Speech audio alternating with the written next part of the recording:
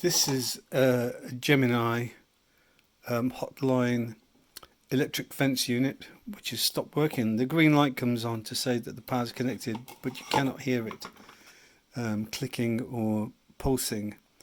When I took it apart, here's the base, which has got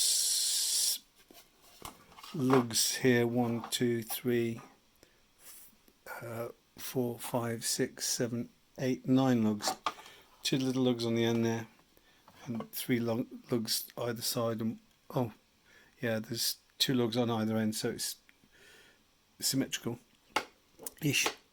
When I took it apart, this big capacitor, which is part of the high voltage circuit, I would say, just fell out. So it's the soldered joints didn't look very good on there. I've tried cleaning them up, but they're still struggling. So I'm going to put a bit of emery cloth on them to clean them up.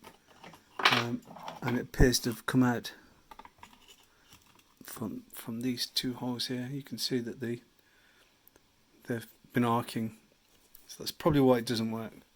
So we're going to replace those, patch up the circuit, and see if we can get it working.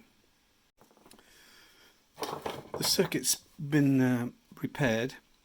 We made quite a we lengthened the pad land area for the actual component to solder to, and that's been soldered now. So it's probably 3 times bigger than they were before, so there's lots of solder either side to support the component, and I've coated it with black paint. This whole PCB has been lacquered.